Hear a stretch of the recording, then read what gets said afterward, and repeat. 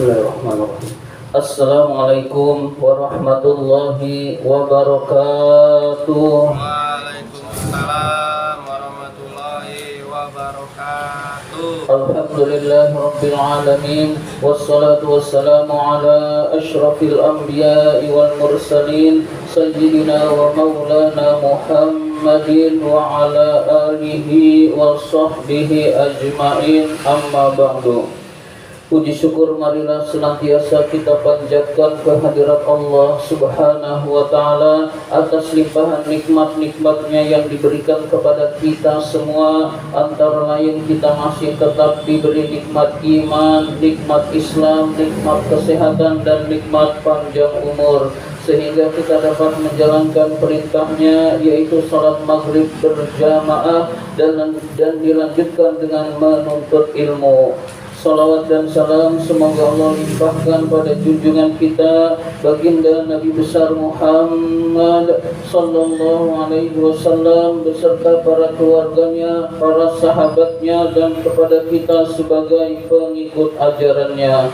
Marilah kita awali taklim kita dengan membaca surat Al-Fatihah. Mudah-mudahan kita semua mendapatkan ilmu yang bermanfaat, diberikan kesehatan oleh Allah Subhanahu wa ta'ala, diberikan rezeki yang banyak, yang halal dan yang berkah, serta dimudahkan urusan-urusan kita. Ala hadhihi niyah wa ala kulli niyatin salihah wa ila hadratin Nabi Mustafa Rasulullah sallallahu alaihi wasallam wa ila muallifi hadzal kitab Asy-Syaikh Imam Barakatul Anam Abdullah Ba'lawi Al-Haddad rahimahullah, nafa'anallahu bihi wa bi'ulumihi fid dharain amin.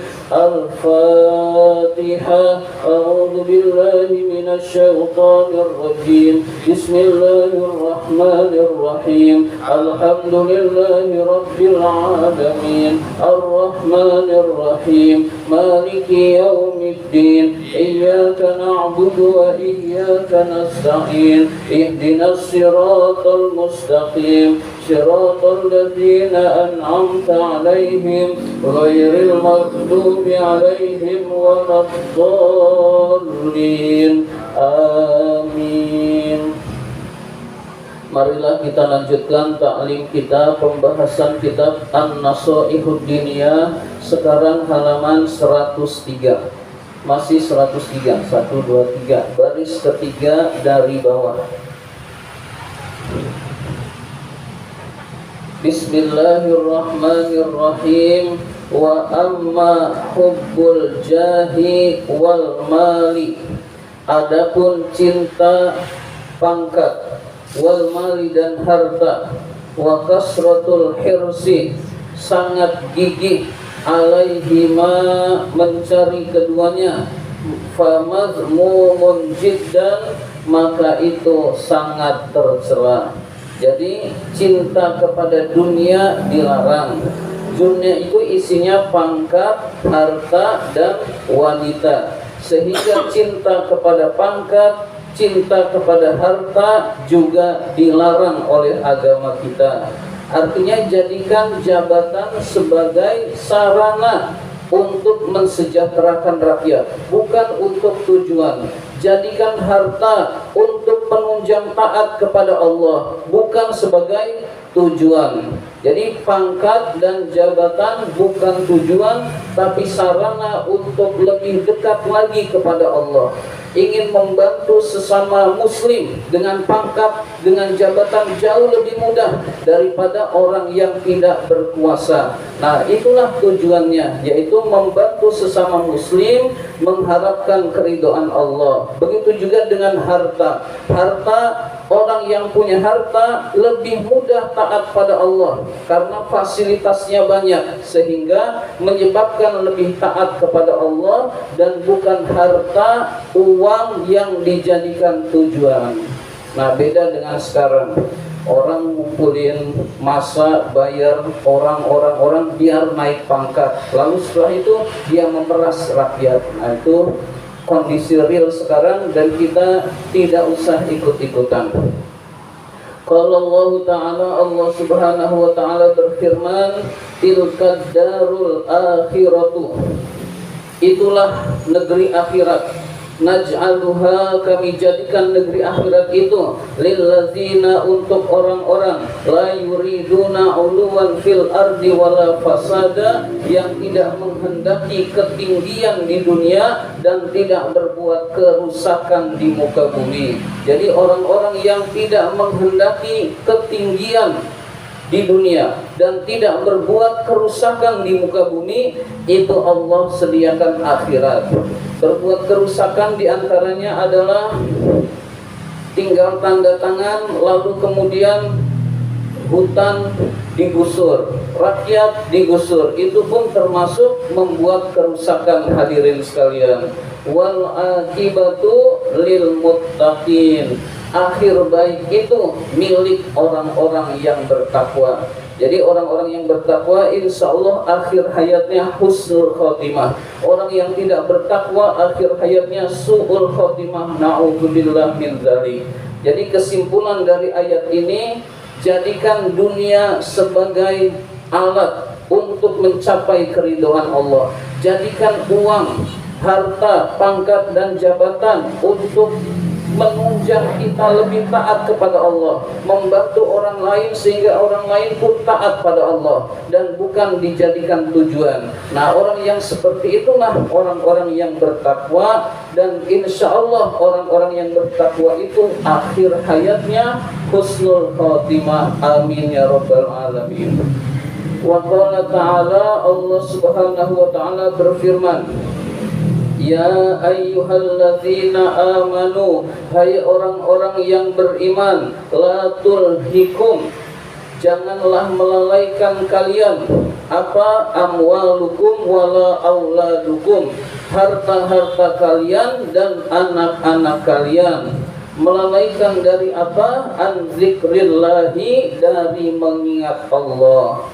Jadi jangan sampai harta kita menyebabkan kita lalai dari ingat Allah. Nyari duit sampai enggak sholat, nyari duit sampai enggak ngaji, sampai lupa bekal akhirat, nyari duit sampai lupa sholat 5 waktu, beramal soleh dan lain sebagainya. Maka orang seperti itu adalah orang yang rugi. Dia lalai terhadap dunia, dia lalai terhadap harta, sehingga lupa mengingat Allah, lupa sholat 5 waktu, lupa berzikir, lupa menuntut ilmu agama. Padahal itu semua adalah bekal untuk akhirat. Wa may yaf'al dzalika, maka barang siapa yang melakukan hal itu apa? Lalai dari ingat Allah, dunia dan anak-anaknya menyebabkan lalai dari ingat Allah. Faulaika humul khasirun, mereka itulah orang-orang yang rugi. Sudah di halaman 104.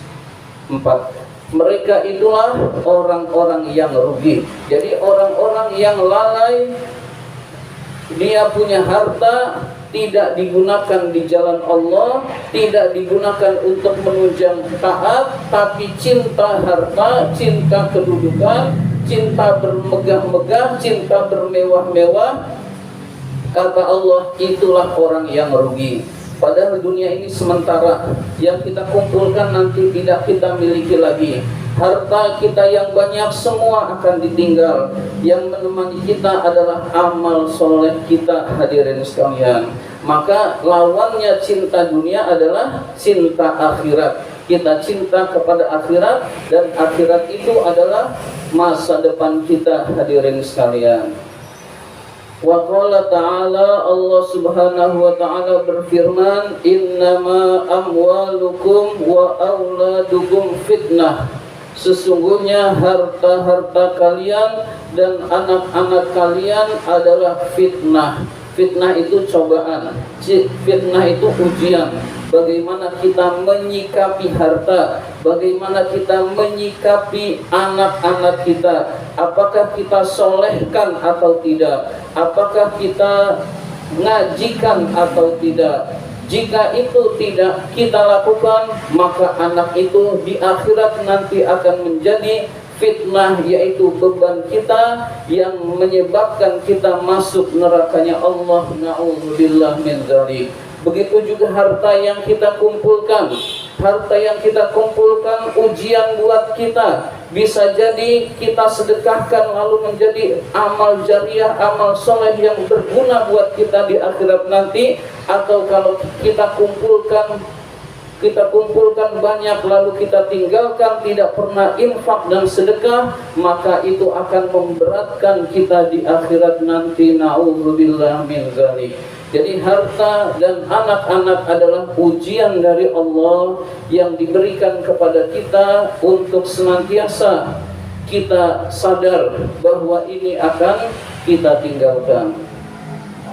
Wa qala alaihi salatu wassalam, Nabi alaihi salatu wassalam bersabda, ma zibani, tidaklah dua serigala, ja'iani yang lapar, ursila yang dikirim, fi zari bati ghonamin, di dalam sekumpulan kambing, bi afsada laha, itu lebih merusak, min hubbil mali, daripada cinta harta, wasyarofi dan kemuliaan, fi dini rajulil muslimi, di dalam agama seorang muslim.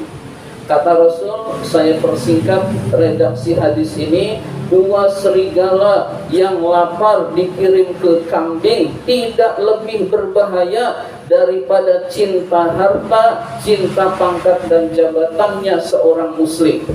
Orang yang cinta harta, cinta pangkat dan jabatan, pertama dia menghalalkan segala cara agar memperoleh harta dan jabatan. Sikut kiri kanan, apapun dilaksanakan.